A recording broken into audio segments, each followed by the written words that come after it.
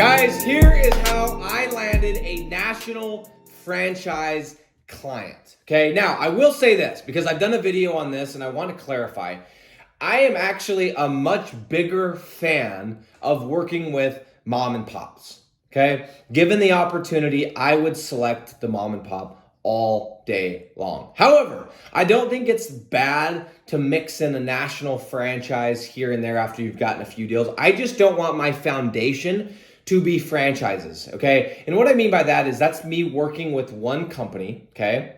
One franchise, and then they're like, hey, there's this office and this office in this city and this city and this city, and I'm working with all of them because what I've noticed is it is easier to land clients because they're like, yeah, I'm gonna refer you to this guy and that girl and whatever, because we just saw each other at the conference. It's easy to get deals, and it's also fairly easy to lose deals because if, let's say you're working with 10 of them, you do one thing incorrectly, even if, maybe it's not necessarily your fault, maybe they're not getting as many leads as the next city over, it can get really hairy really quickly. So I don't like building the foundation of my business, the business that I'm using to go and buy real estate and pay for my bills and travel. And I don't like that resting on one company, okay?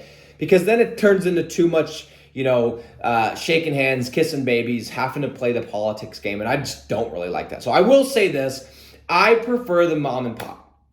However, this is kind of cool, okay? I landed a national franchise, and honestly, part of me, this is back when I was like, maybe that's the answer. Maybe the answer is I'm doing these mom and pop, the 1,500, the 2,000, and then the 1,000, and then the 2,000. And I'm like, what if I just got one franchise and we went nationwide? That would be easy. $1,000, $2,000, they give me 20 of their offices and boom, right? That was the thinking. So here's what I did, and it was effective, okay? Is first of all, I identified the correct franchise in the right niche. So first of all, it's got to be the right niche, okay? Then it was the right niche, okay? And I don't want to say what niche it was, only because it will probably give it away of what franchise I contacted. And I just, for the sake of that, but if you guys are curious of the niche, you guys know the niches I'm talking about, you could probably guess, okay? So I'll just say that.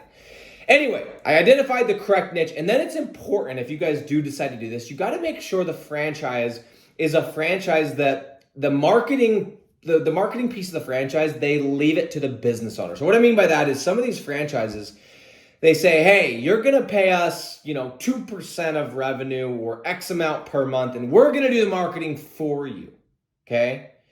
Those are not the franchises you want to go after because they have no decision. You're going to literally have to make one sale at the very top, okay?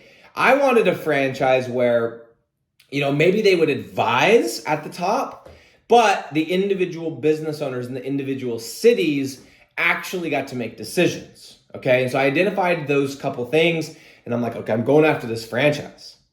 So then what I did is I went over to LinkedIn, and I was like, okay, who actually owns this company? Okay, and I'm like, okay, it's this person, and who's the marketing director? Because I figured the marketing director is probably the person that I'm going to need to talk to, because these bigger companies, you're not talking to the owner. You're not getting there. They're not interested. They don't care. They're leaving it to the marketing director, or in some cases, the CMO. The chief marketing officer. So started digging a little bit and realized, hey, there's actually a parent company that owns this franchise. So this is like a conglomerate. And so just to play it safe, I identified the person in charge of marketing for all of the companies for this parent company. So I was like going a couple layers up, but I just didn't want to mess around.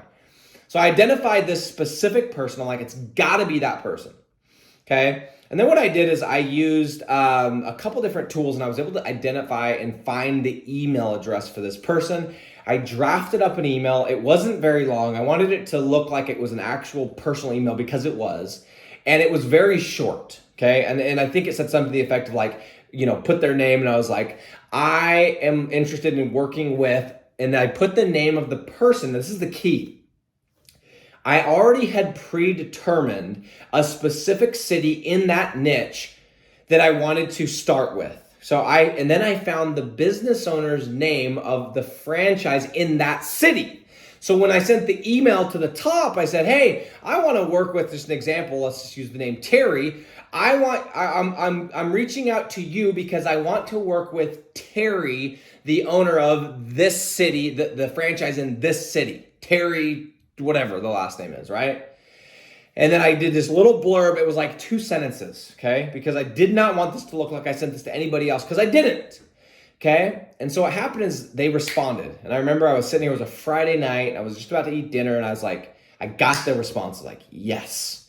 They responded and said, hey, I'll get with you on Monday. Can you send me more information? So anyway, we got in touch. I got on the phone, and I went to them, and I said, look, here's what I do, and I am willing to work with Terry. It wasn't actually a Terry, but let's just use that as an example. I'm willing to work with Terry 100% free. There's no catch.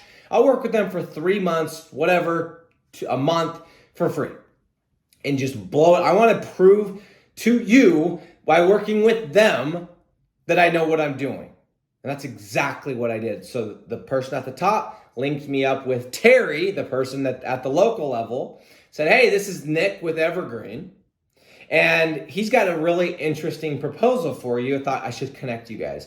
So I hopped on the phone with Terry. Terry was obviously I had basically the stamp of approval from the top, not even the top of the franchise, the top of the conglomerate, the parent company.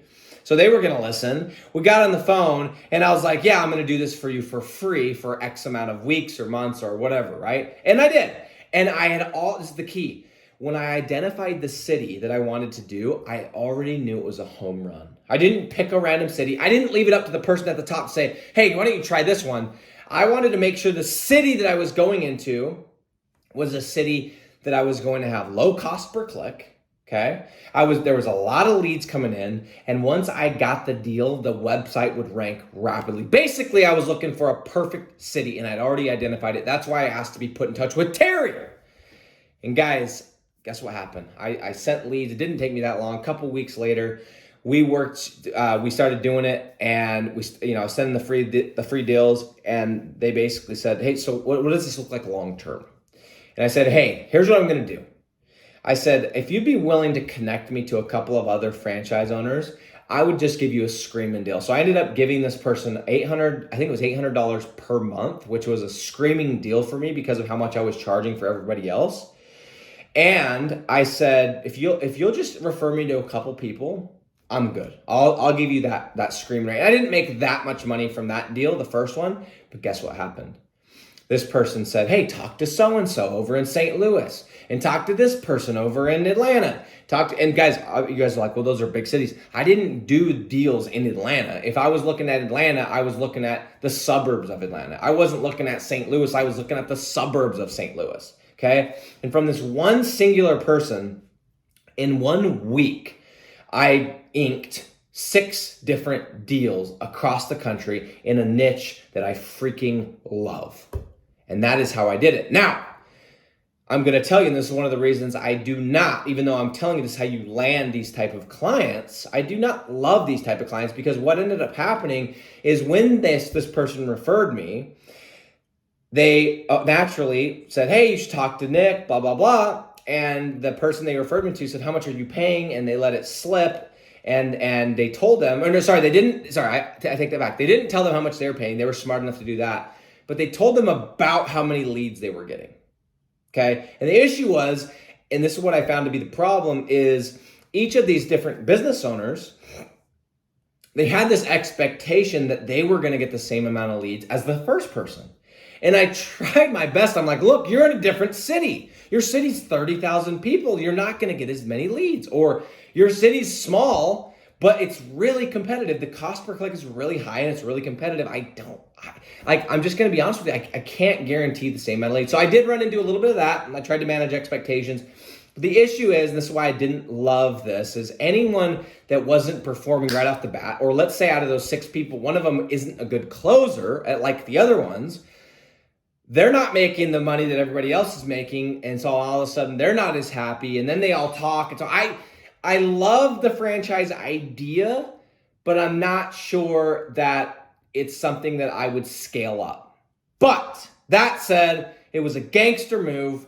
I wanted to see if I could land this huge company, and I did it. And guys, that is exactly how I did it.